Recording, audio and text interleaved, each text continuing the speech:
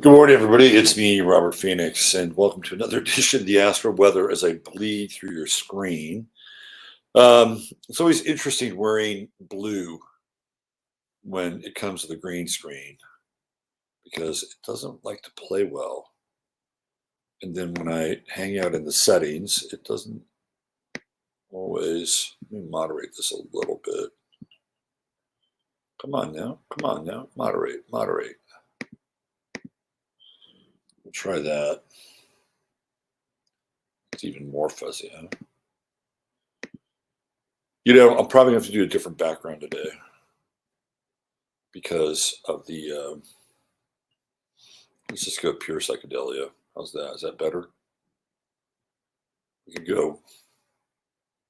That might be a little bit better. Then there's this. How about this? Why don't we go with that? At least it kind of bleeds into blue, right? The effect works. Anyway, how is everybody? Good morning. And it's been a few days since we've done the Astro Weather. And I've missed it. And I've missed you.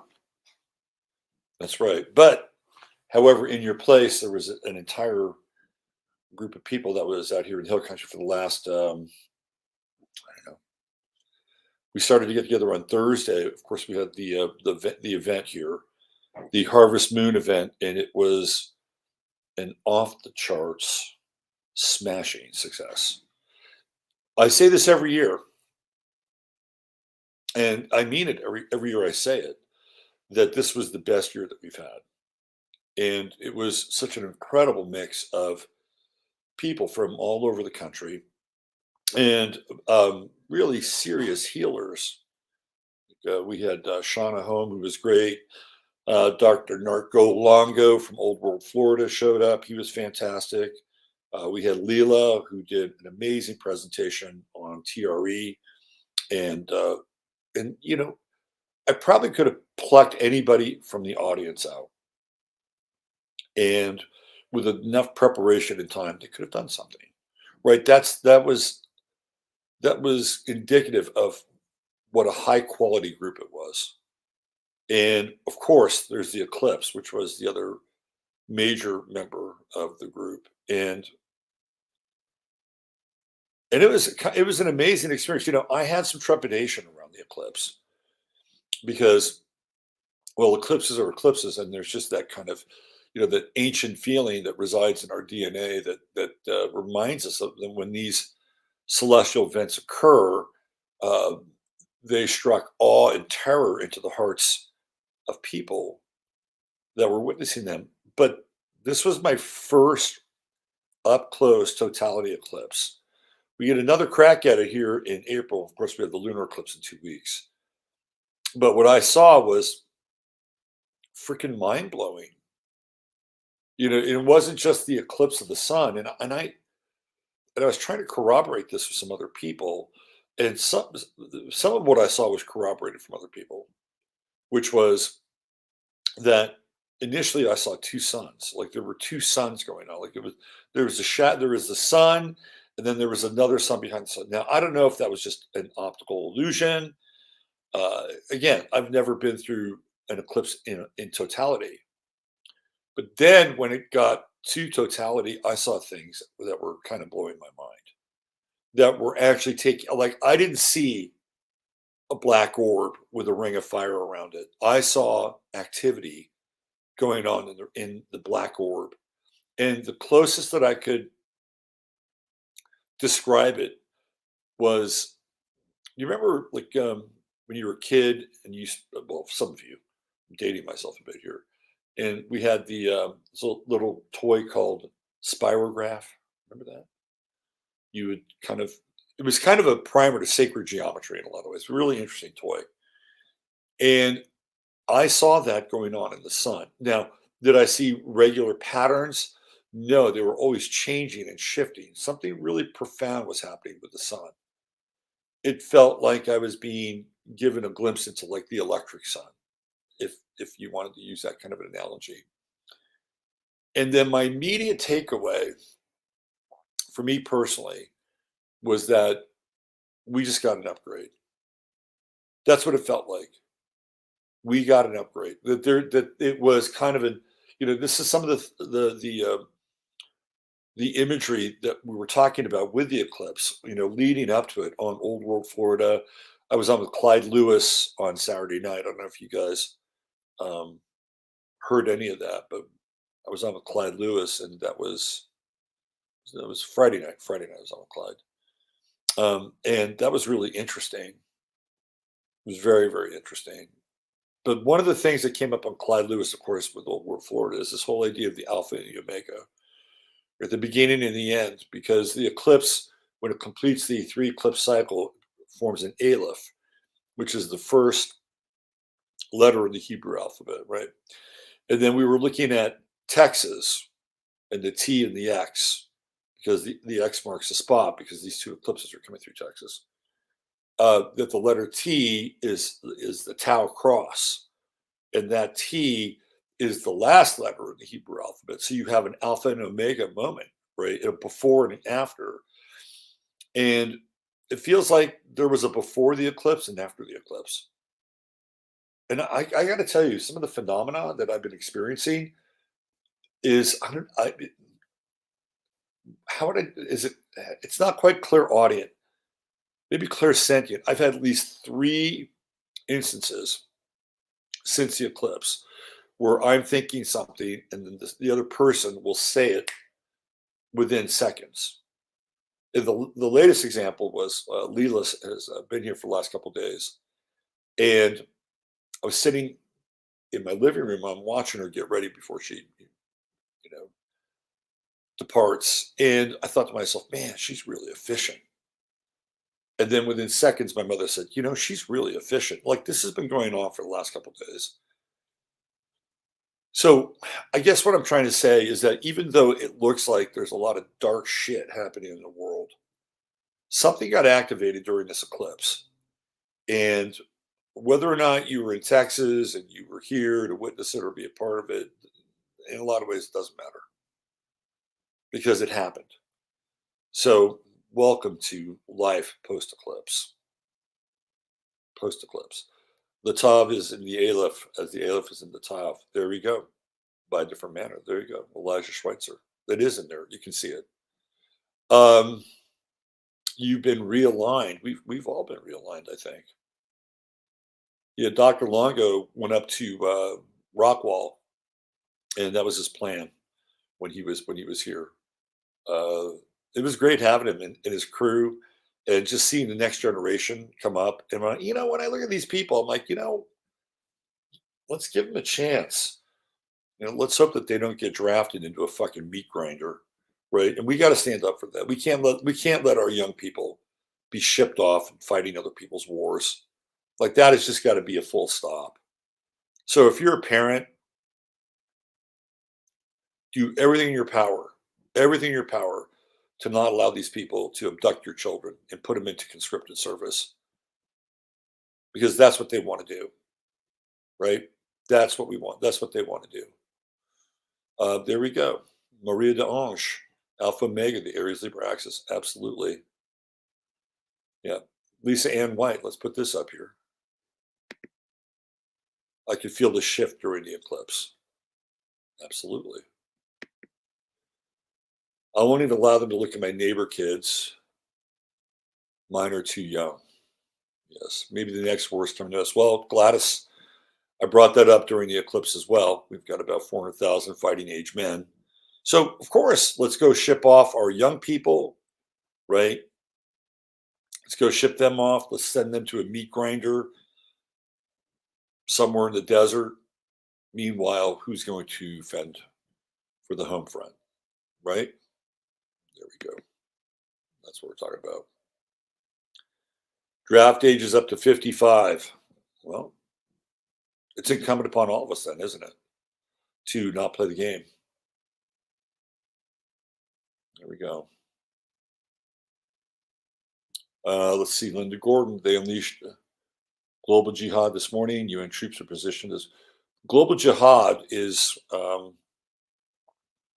lot of this is manufactured, right? The people in Gaza, they really didn't want Hamas as their leadership, right? And there have been numerous cases where it's clear that Hamas has been infiltrated, right? A lot of these groups are just controlled opposition.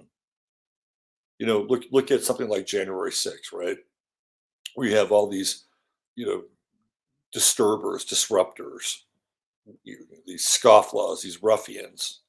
Many of them weren't even the people that they were depicted to be. Many of them were, guess what, controlled opposition. It exists everywhere. Exists everywhere. Um, let's see. Well, why don't we get on some astrology? Let's look at what's going on today. If you're in another part of the world, I'm wishing you a very good evening, and I hope your day has been a productive one. All right, so let's do this.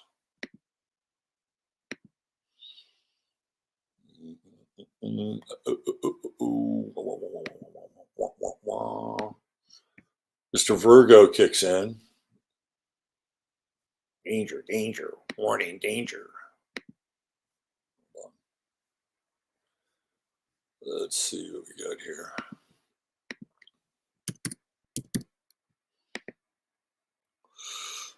My Virgo sun is always in conflict with my Jupiter in Aries in the first house. My Virgo sun is always cleaning up after the messes my Jupiter in Sagittarius, I say Aries Sagittarius, is making. All right, hold on a second. Let me do this. Let me get this right. At least today I had the presence of mind, which is always good. Because when you lose that, you're kind of fucked. But mind isn't everything. Sometimes it's a little overrated. All right, hold on. We're almost there.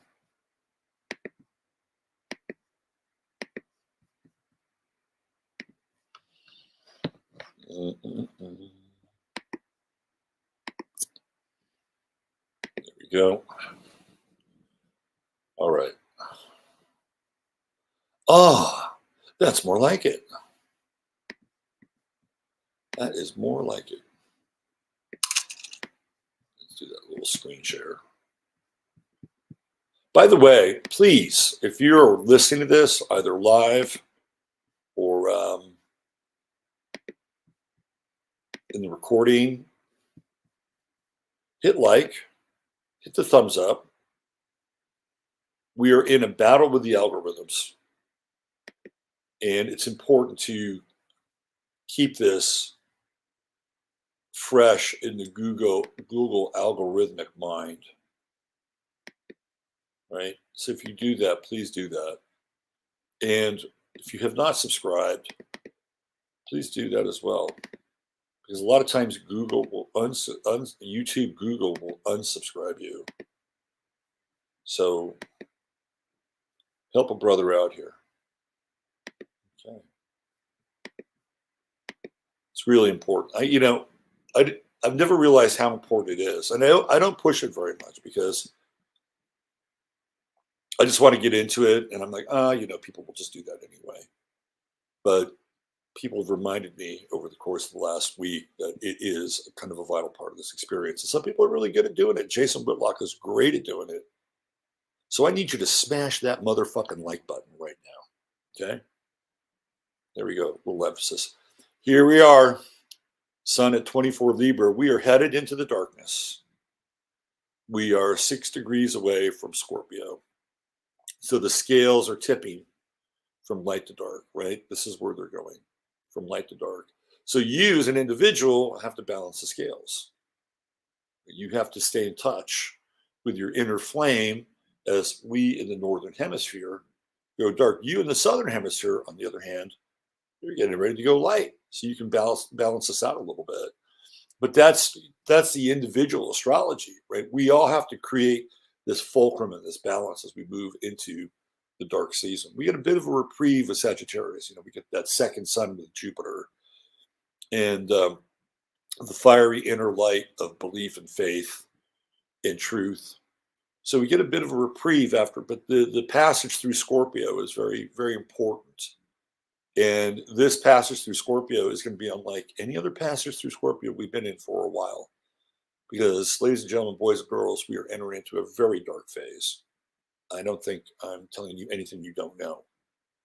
And when enough chaos is triggered and ignited, they can just push the narrative any way they want, right? If they want to go this way, they can go this way. They go this way, they go this way. They want to go, backwards, they can go backwards, right? Chaos is essential, and chaos is mounting. It's mounting. Now, I did a presentation on Sunday, which I'm going to do on Sunday night. So everybody that's at the event, you're going to get it, and people that were part of the live stream, you'll get the truncated version. But I'm going to do it again on Sunday night. It's about kind of where we're going astrologically from the eclipse through Saturn and Neptune in Aries. But here we go. Well, Mars is definitely in Scorpio, right? And is still in that square with Pluto. We've been feeling the effects of that Mars-Pluto square. Look around.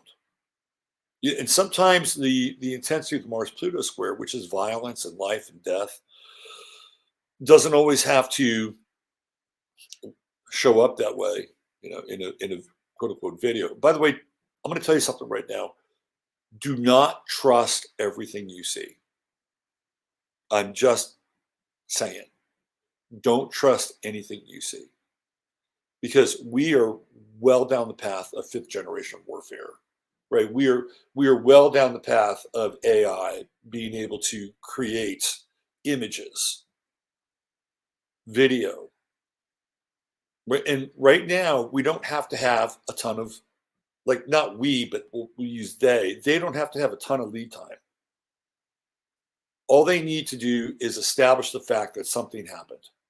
And within 2 to 3 days, maybe a little bit more, with the seething thrust of public opinion, which is being primed every single day by the propagandists, they can take action.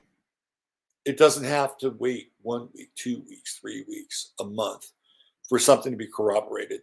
When you get to this place, right, and people theoretically are at this fever pitch as they're split down the middle, and they're triggered, they're absolutely triggered by whatever it is that they're seeing or think they're seeing, they'll demand something happen. They'll demand some form of retribution or action, an eye for an eye. I'm just telling you, don't trust everything you see. So here we go. Mars-Pluto square. How does that affect you? Right? How does it affect you? How does it affect you with the urgency of your life? Now, clearly, Mars is going to cycle out by Sunday night. So it'll be out of that square and it'll be out of the trine with Saturn. So I do think that there is a sense of urgency here with the Mars-Pluto square for you, for us. We just talked about this idea of the draft and kids. Where's your full stop with that? Where's your full stop? The Mars-Saturn trine is all about preparation. I'm just going to leave that there. You should be preparing, because if this thing goes sideways, and it most likely will, and what was it today? They had not a mandate. Iran had agreed to a period where they could not develop their missile program, which is a bunch of bullshit, because they really don't send UN inspectors in there. Like, the days of Scott Ritter are over. So more than likely that Iran has been building missiles. By the way, if I was Iran, I wouldn't blame them for doing it. Right? I wouldn't blame any country in the world for creating something to defend themselves or their borders, whatever. Right? I think every country has a right to do that. I don't care what the country is, including this one. That said, that is expiring today, right? So this idea now that Iran has a green light to go full speed ahead with their missile program, it's in the air. And I'm not an anti-Iranian, right? I'm not. I think the Persian people are some of the most beautiful people in the world. And Iran has been a client state for a very long time. And to some extent probably is still. Just depends on, who's running the client state. So this and I'm bringing it up because if things go sideways with Iran, what's going to happen to gas and oil? Our reserves are kind of at an all-time low. Hello, there's a reason why they've been selling them off, sending them to China, right? Because if we go into a period where, let's be honest, the Straits of Hormuz are blocked, we're fucked. We're totally fucked. Gas will be, California, you're paying $6 a gallon. You'll be paying double that. Trust me. So it's going to limit movement. Everything's going to go up. Prices are going to go through the roof. We're already hanging by a thread. They're going to start to cut the credit for people that have, the middle class, lower middle class, people that live on credit cards, need their credit line. Banks are cutting that. They're going to cut that away. So this lifeline that people have been hanging on to, this is all Mars, Pluto square stuff, right? You're getting into the sense of urgency. And you may not be living with it, or maybe you're living with it in a way that you can feel internally, right? But there are other people who are quite desperate and are watching the walls close in around them. This is the Mars Pluto square. And when people are desperate, they act. And so we're actually seeing this as well in this global theater. It wasn't that long ago where Keith Woods and Elon Musk were raking the ADL over the coals on Twitter because they were shaking down Elon Musk and Twitter, basically going after his advertisers, right? It's a shakedown scheme. So they were hashtagging ban the ADL from Twitter. So what happens now? About a month later, we've got this major conflagration in a place, right, where, some of these roots theoretically stem from. So we can see some of the cause and the effect. And this is what happens when people wake up. And I've been talking about this for a long time. When people wake up, when people understand that a lot of the game is rigged, a lot of it's phony, right? We're dealing with a small, cast of people that have been running this program for a very long time, right? We're coming up against another reset. They've done these resets for who knows how long, right? And we're coming up to it, right? There's a reason why the Pluto and Capricorn kids are called Generation A. They're the new generation. They are the generation of the reset, right? They're the alpha. Gen Z is the omega in this theoretical paradigm. So a lot of what we're seeing in the Middle East, in Israel, in Gaza, is a byproduct of people waking up. It has nothing to do with protests on college campuses or anything like this. This is all predating that, right? It's a byproduct of it. So be careful with what you see. We've got this yod going on with Uranus and Neptune and the sun. It's explosive, right? And we're in what's called the Via Combusta or the Via Combus, the burning path of Libra into Scorpio, where the dross is burned away.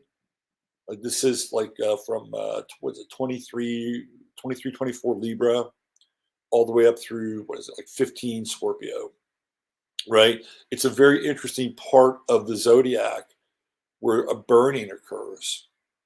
And we're in it now. And eventually this sun is going to catch up to Mars. And that's going to be a very interesting time with the Sun-Mars conjunction in Scorpio. Holy shit. Buckle your belts. So the Uranus in conjunct with the sun is disruption. Disruption. Where's it coming from? Who's the source? Neptune in conjunct the sun is again illusion. Like what's powering people's response to everyday affairs right now? And we're all trying to find balance, right? The sun is on the south node. So we're looking at the past. And here's my advice on a personal level. If you have any past grievances or injustices, try to settle them to the best of your ability. because it feels like the clock is ticking, and we're not going to have a lot of time to do that. I've been watching the Oakland A's try to move from Oakland to Las Vegas, and their owner John Fisher is just completely butchering this, and so is the city of Oakland. But John Fisher is the guy who's the son of the people who started the Gap, born on third base, and he's trying to move the A's to Las Vegas, and it's just brutal to watch. Like Nevada doesn't really want him, but they want him anyway because they're thinking, oh, we get a Major League Baseball team. So Nevada doesn't really want him. Bryce Harper, who plays for the Phillies, who's from Las Vegas, says we should have our own team. We should get an expansion team. We don't need somebody else's rejects, right? And I've been thinking about this whole thing, and transitions are really important. They're very, very important. How you make a transition will determine the quality and the level of your destination on the other side. And the A's are making a terrible transition. Terrible. So the reason I'm bringing this up is because of the South Node conjunction with the Sun. You don't really want anything in your way when you make a transition. Like the big transition is you leave your body. It's a big transition. That said, not every one of us is ready to leave their body or leave the body, but we are in a time of transition. So you want to be able to be clean. And again, we'll throw that sun Pluto square into the mix too. There's a sense of urgency. Like it feels like time is running out again. It feels like 2020 all over again, but different. Right? 2020, there was this existential thing with the Saturn Pluto conjunction. You knew time was going to run out. I knew it was going to run out, and it did. Now this is different. We're on a different clock. So the transitions are important. Mercury's back here trying to keep peace. You got that wide conjunction with Pallas, but it's moving forward. And tomorrow it will be conjunct the South Node. So you got a 24-hour plan. 24-hour plan to try to balance the scales in terms of relationship in your life, or even relationship with yourself as it relates to other people, because it's all about you anyway, in a lot of ways. Venus is at 8 Virgo, critical. We got the moon in Sag today. I think that's an interesting square. I don't think it's a bad square at all. In fact, it comes out into this T square. And the moon in Sagittarius is all about authentic emotional expression. Now, sometimes with Sagittarius, you can get people that are, how would I say this, zealous. It'd be like overly zealous. It's a zealous moon. So we can see some zealotry today for sure. Right? And it's really, they're just really fucking good at taking the razor blade and just chopping us. Chopping us like, yeah, it's kind of like the teppanyaki bar is what it is. And they're slicing us up like the steak and the onions and all that shit on the teppanyaki. They're really good at it. And so with the moon in Sagittarius, right, you're going to have a lot of people that are triggered, and they're going to be demanding certain things, right? With that moon Venus square. I mean, also to me, when I see this moon Venus square, I can't help but think of like Venus is in Virgo, so it's about purity, right? And Nikki Haley said, "Yeah, we'll take on 1 million Palestinians." What the fuck? You know what you're witnessing here. You're witnessing an ethnic cleansing. That's what you're witnessing. Yeah, let's take 1 million Palestinians. About 65% of them hate our guts because of what we've enabled and done over the years, not only in Israel, in their country, but in other countries in the Middle East. Not good. So we're going to take in 65% of 1 million people that have a grudge. Well, that makes a lot of sense, Nikki. Of course, she's running for president.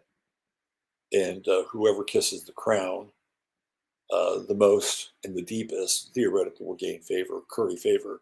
So we have this Moon Venus square here, and it's a very, very hot. It's an extremely hot button, right? It's an extremely hot button. Let's just get him here. Really?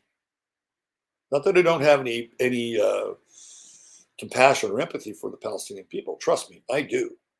right? I do. But there's no other country in the Middle East that'll take them. You know why? Because most of the Palestinians are Christian.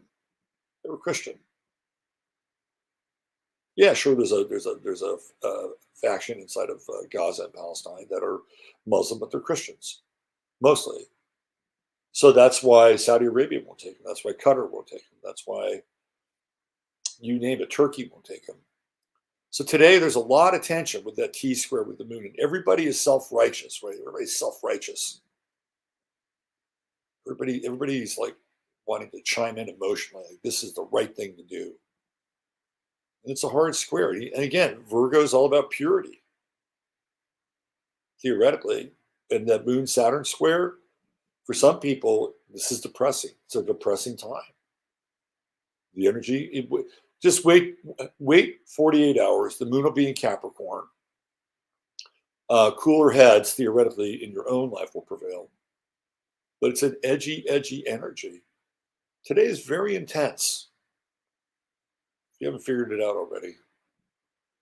So what's the best course of action? I think the best course of action is here, right? Settle up, settle up your debts, whatever those debts are, emotional debts, personal debts. Hell, if you got money, you can settle up your financial debt. Probably wouldn't be a bad thing, depending on where all this is going. Okay, I think we're good. Oh, Venus, Jupiter. Let's talk a little bit about that. That's practical, right? That's a practical trine. So Jupiter wants to expand. The retrograde Taurus, it's going backwards. It's going backwards. But it's not a bad thing.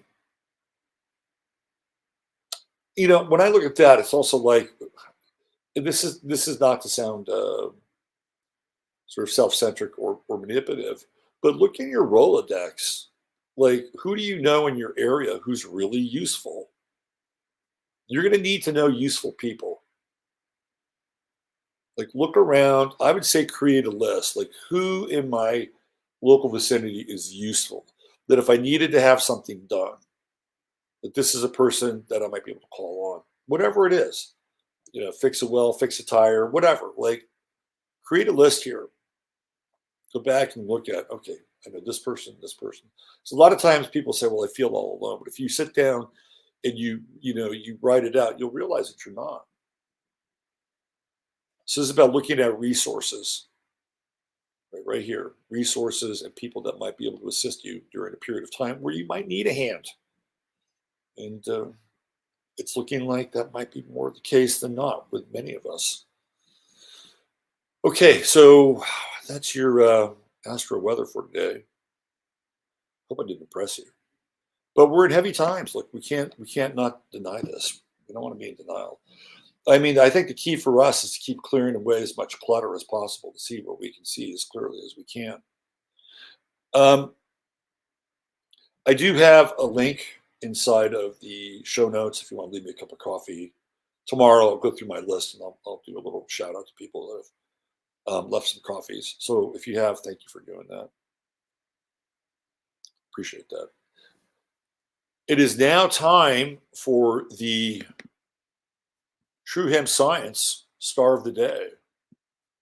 Of course, True Hemp Science. Chris was at the event. It's always good to have him there. He's making little cocktails for people with the CBD, and it was great, absolutely great, and people lapped it up. So True Hemp Science, of course, is your one-stop shop for all things that are hemp related. Let me give you just an eyeball of True Hemp Science here, so you can see their wonderful website. And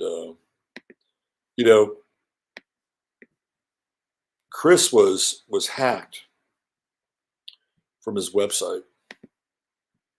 Well, his website was hacked probably about a month ago, twice, and he's really struggled to get it back online. And now he's got it Cloudflared and secured. Well, then subsequently, my website, 15 Minutes of Flame, got hacked, and I'm still in the process of trying to. I don't want to put anything on there right now because I want to secure it. So I'm working on that. So as a result of that, Chris's online sales have been down 40%, and I'm trying to get him back up to speed here. So here's True Hemp Science, and if you spend $100 or more, just type in 15MINS, 15MINS, and what you'll get is a goodie bag of product with your order. Spend $150 or more, and you will get free shipping. And there's always a 30-day money-back guarantee. So there you go. Star of the day, True Hemp Science. And who is our star of the day? Oh, there are some interesting people today. You had Roy Orbison, Chuck Berry. Chuck Berry and Roy Orbison born on the same day. Isn't that interesting? Klaus Kinski. When you look at Klaus Kinski's chart, it is Klaus fucking Kinski. It is one of these complicated charts. You look at it, you go, ah. It's like, all right, give me about 4 hours to untangle that ball of knotted yarn, right? I mean, that's Klaus Kinski. Today's George C. Scott's birthday, one of my favorite actors. Who else? Who else is today? Lee Harvey Oswald. There's no shortage of candidates for today. But today, for a little bit of comic relief and some instruction, astrological instruction, today's star of the day is the Muscles from Brussels, Jean-Claude Van Damme. And I think this chart is really interesting in a lot of ways because it really demonstrates his life, right? Like, he's born in Belgium. Right? He's born in Belgium, and he moves. He moves to the United States eventually, and he's got Mars in the 9th house. Mars is the highest planet in his chart, right? So we know doesn't matter what sign it's in, Cancer, Gemini, Aries, whatever, doesn't matter, right? The highest planet or the apex planet is the planet that people aspire towards. So what do we think about with Van Damme? He's a fighter, a kickboxer, the universal soldier. By the way, Time Cop is a really good movie with Ron Silver. Ron Silver's a fucking piece of shit in that movie, but it's really good. So this is what Van Damme is known for. And he travels to another country, right? People that have 9th house placements wind up either moving from their home that they're born in, or they will, well, that's usually the case. They'll move at some point, they will move from their home that they're born in. They may move back, but those are that's kind of the working model of planets in the 9th house. Or there's an aspiration to move to another place, right? So Van Damme comes to America and he becomes known for what? His martial arts skills and his build. He was also a bodybuilder. Apparently, he was hyperactive as a child, had a lot of hyperactivity. He's a double Libra, Libra rising, Sun in Libra, and when you look at him, I mean, he's a good looking dude, right? I mean, that's kind of how, he comes across. But it's really funny too. Whenever I match up these kickboxers or fighters, Van Damme always seemed to be the most feminine of the bunch, right? Like he had a sensitive side, or he wasn't like Dolph fucking Lundgren, he wasn't like that at all, or or even Chuck Norris, who's much older than Jean-Claude Van Damme. Van Damme always struck me as being more feminine, and he actually has a kind of an interesting sense of humor. But he's a double Libra, so you're going to notice him, right? But he's also going to express, the feminine and masculine attributes, or trying to kind of balance those out in his chart, right? It's a very interesting chart, and he has this 11th house in Virgo, Pluto, true node. He's got this moon in Virgo also in the 11th house. And I think he's probably better in some ways, not that he wasn't, it's not like he's a great actor or anything, right? But he did quite well in terms of his movies. But he's better in an ensemble cast. Like when he was in The Expendables, I was like, oh, hey, there's Van Damme. He's great. He also has, with Pluto in the 11th house, a penchant for losing people who are friends. And he'll lose them. Pluto will just cut them off, right? He'll just cut them off. And then he has this moon in Virgo, which is bordering on balsamic, and it's squaring his Jupiter at 28. So he's born not long after I am. Right? I'm born on the 22nd, about a month, less than a month later. So the moon Jupiter square, you'll see as it shows with his relationship to his marriage or marriages. Um, he is a notorious womanizer, right? That was who knows what else in terms of his sexual appetite. He's a notorious womanizer. So you'll get that with the moon Jupiter square. Like the moon in Virgo wants to be chaste, it wants to be loyal, right? It wants to be dedicated and self-contained, but that square with Jupiter just makes it really difficult, really, really difficult. You'll see this when we get into his bio a little bit. And then he's got Mercury Venus conjunct, kind of a wide conjunction in Scorpio. And I think this is where his like hyperactivity comes from. He was super hyperactive as a kid. So the Mercury Uranus square.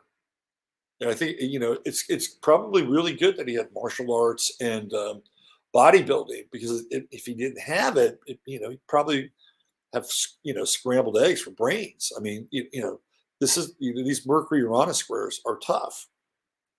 The challenge with Mercury Uranus squares is that you're kind of also out of time. Like Saturn Uranus squares and Mercury Uranus squares, you're kind of, when I say out of time, I don't mean that you're out of time wise, but you're out of sync with time. You're either you're too far ahead or too far behind, catching up. And then he's got this Venus Uranus square. You'll see this played out with his relationships. I'm telling you, just give me a minute here. It will go into his relationship history. Unusual relationships, very unusual women. But more than that, we're talking Aries, seventh house, masculine women. Oh yeah. He likes a masculine version of himself through women. Theoretically, I mean, you'll see what I'm talking about here. He's looking for a mirror, right? He's looking for a mirror on the other side. And I'll show you some of his mirrors in a second. But I think the takeaway here from his chart really is sort of the personal magnetism. He's the kind of guy where looks open the door. The looks, the build, the physique opens the door for him. Kind of like it happened with Lundgren as well. Grace Jones saw him, and she was his ticket into, kind of movie stardom, right? He's got a Mars Neptune trine, so there's also an artistic or creative side of Van Damme, which probably we don't always see. Very interesting chart, super interesting in a lot of ways. You can see his character come out. All right, so check this out. Let's look at some of Von. You got to see this.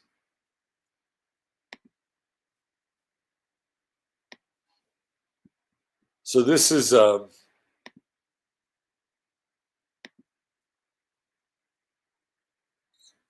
find this one.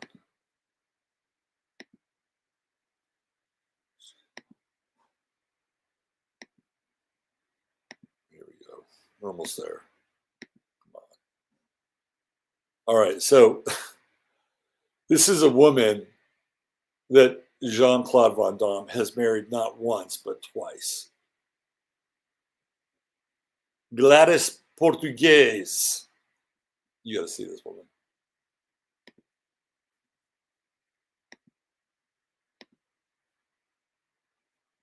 Let's see if we can do this. Oh, it's also Martina Navratilova's birthday as well. Maybe you should have dated her. All right, check this out. So this is Van Damme's. He married her twice. Okay, do you see what I'm talking about with Aries on the south in the seventh house? Like he's looking for this reflection of who he is. That's Gladys Portuguese. Married her twice. What's interesting about her is that, you have these images where, oh, well, that's who she is. Well, it doesn't look too bad there, right? Oh, look at them. Their wedding day looks like she's sweating from too much coke. Oh, they're married twice. Look at that. Celebrities married the same person twice. There she is again, right? Gladys Portuguese. So he's looking for his reflection. He's a little vain, right? Libra men with the sun in the ascendant, they could be a little vain. Okay, so that was his. That was his. Oh, look at this. This is so funny. This, he's got a good sense of humor, right? And this is total Aries. I don't know what sign she is, by the way, but this is Aries, and this is Libra, right? She's occupying the Aries position. That is so funny. He's got a good sense of humor.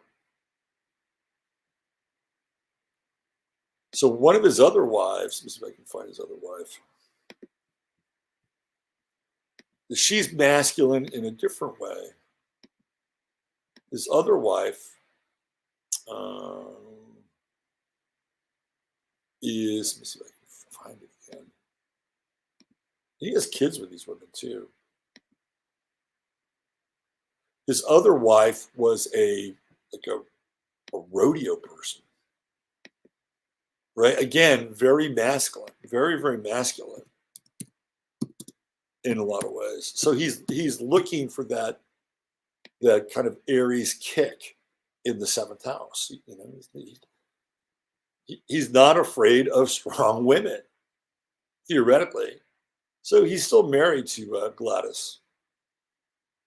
Um, what's her name? Let me show you the other woman. Career, early life, education, personal life. Sort of personal life.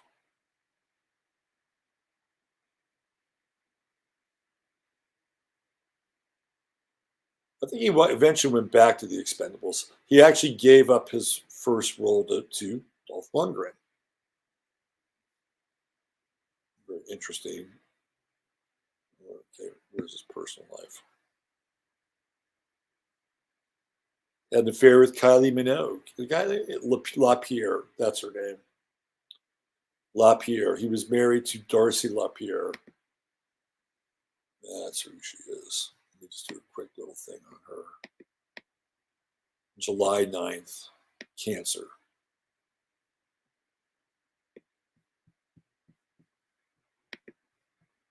Here we go. I'll give you, this is just another, like here, I'll just do a quickie, right? Jean-Claude likes these very strong Aries-like women.